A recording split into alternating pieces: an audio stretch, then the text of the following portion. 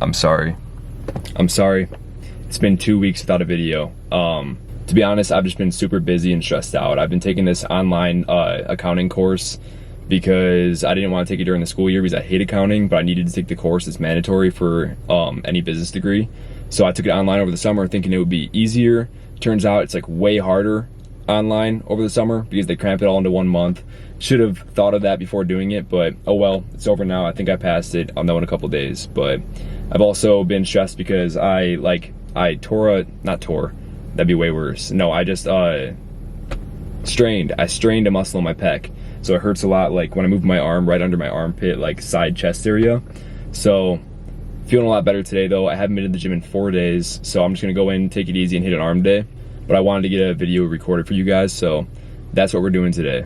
Also, if you guys are new to the channel, subscribe, like the video, plenty more content to come. You guys have been killing it with the likes and everything. Be sure to let me know like what other types of videos you guys want to see, because I can only do so many like why your arms aren't growing, why your legs aren't growing, why your chest isn't growing, why your back isn't growing type of videos. So let me know what you guys want to see. Hard to think of ideas, especially when you're so new to YouTube. So yeah, I mean, I've only had what, 10, 12 videos, so really there's thousands of ideas that I haven't come up with yet that I could do. I just like keeping it original and just like being myself. I don't want to put in like an act for the camera.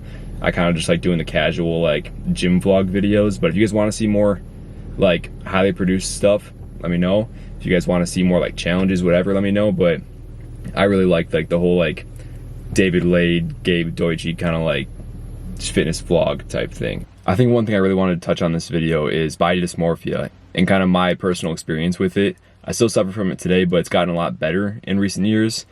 It made my high school years kind of miserable.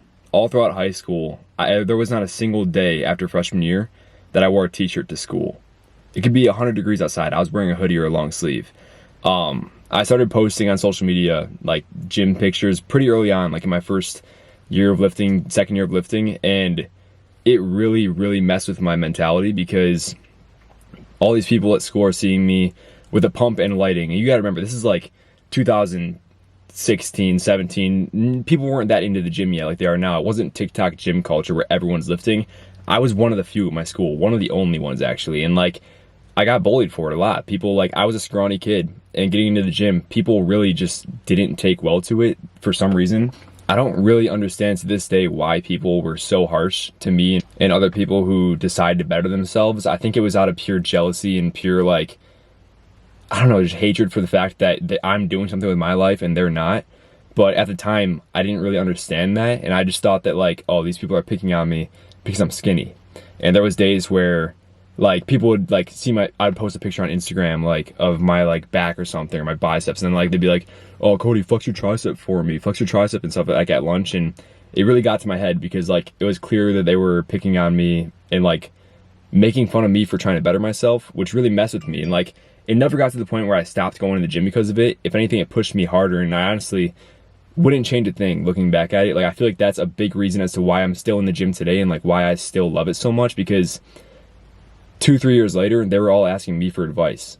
Like, they all wanted to be friends with me so they could lift with me and stuff, which I'm a pretty forgiving person, but I definitely don't forget things. So where the body dysmorphia kicks in is kind of like when I post on social media, these are like the best pictures of me at the time. Like, I have a crazy pump, it's really good lighting and stuff, and I still looked just barely decent at the time. And without all of that, I felt like looking in the mirror, I just looked skinny. So with all these people talking crap about me to my face, and with all these internal thoughts, I was like, nobody can see me without a pump and without good lighting. As toxic as that is, that's my mentality at that time.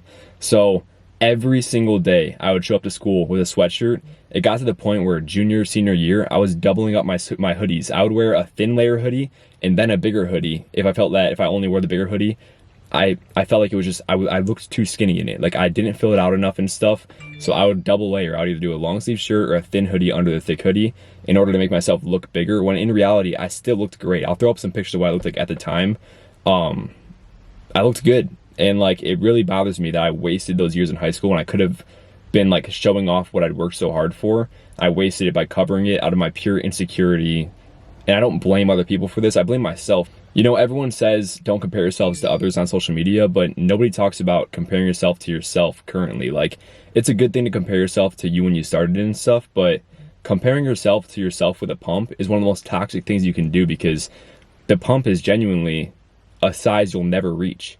When you get a pump, you might reach the size of your current pump in a few months or a year, but down the road, once you reach that, your pumps will be bigger than they are now. So truly, you're always chasing your physique that you have when you have a pump. So if you're constantly like judging yourself for not looking like you do when you have a pump, you're never going to be happy with the way you look.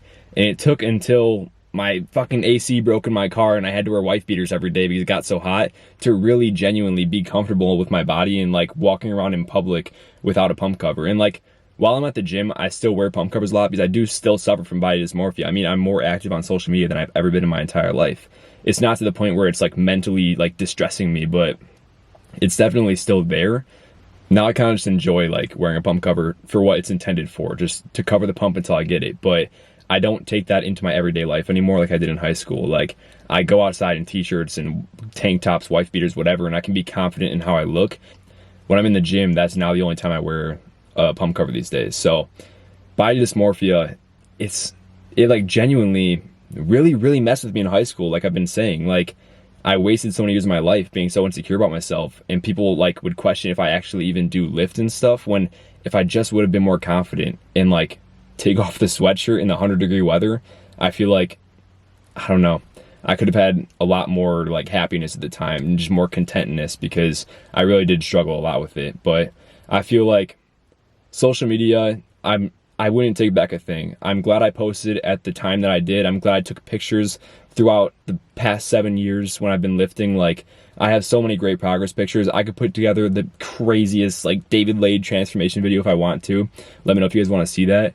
But yeah, like I'm really glad I posted on social media and stuff back then. It wasn't as much as I do now, but I would post a picture here and there. And like, if I didn't do that, I don't think I would have ever had the confidence to start my TikTok page, which gave me the confidence to start my like posting fitness stuff on Instagram, which gave me the confidence to start my YouTube channel, which you guys are watching right now. I feel like if I didn't start where I did start, and I didn't go through the stuff I went through, I wouldn't be where I am now. So if you're going through a similar situation to what I went through and what I've been describing, just take my advice and stop comparing yourself to yourself with a pump, and stop comparing yourself to others, because at the end of the day, you're in the gym to better yourself, and you're not going to look 100 times better than you do when you start in a month. It's going to take years, but every day you will look slightly better. So just keep it in mind that everyone starts somewhere. Everyone starts somewhere. And no matter where you're starting at, if you keep going down the road, the people who are giving you crap for now are going to be the ones asking you for advice once you make it there. So constantly keep trying, keep going hard in the gym. Always like improve once you reach goals, set a new goal. Always keep striving for greatness in your own goals, and you will learn to be happier. You will get through your body dysmorphia, even if it doesn't go away. Mine hasn't gone away.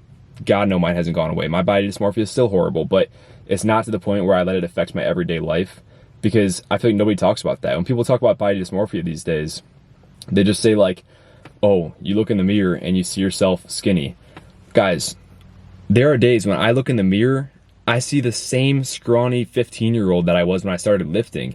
So when I was in high school, when people were also pointing out to my face that I looked skinny and stuff, like, that destroyed me. Like, I would look in the mirror, I would see no progress, none. I would only see progress after I get a good pump and stuff in perfect lighting. When I would look in my mirror, like, if I would wake up in the morning and look in the mirror, I was depressed just looking at the way I looked, because I just did not see the progress. And looking back now and like scrolling through those pictures, oh my God, like I made more progress than almost anyone I know in that amount of time. Like, I just wish that I had someone telling me what I'm telling you now when I was at that like point in my life, because it really did hurt me, and I really shouldn't have. I was doing great, and I let other people's words get to my head too much, to the point where, yeah, I was wearing hoodies in 100-degree weather. So seriously, just try to stop caring what other people think, and realize that you still look great. You'll never look as good as you do when you have a pump, but just make that like more motivation to go to the gym and get a pump. You'll look sick. So I hope this helps someone out there, because I wish I heard this advice when I was like getting started and when I had all these issues going on in my life. So I hope this helps. I need to shave. All right, I'm about to go in the gym now. It's like 9:30 though, so I didn't drink any pre-workout or energy drinks. I just mixed salt with water, which never do that. That's disgusting. Like, I've done it with pre-workout many times and you don't really taste it too much, but with just water though, it tastes like I got waterboarded by the ocean. It was disgusting, but hopefully it helps the pump. I also had like one Pop-Tart, so yeah, hopefully I can still get a decent pump without pre-workout or caffeine, so.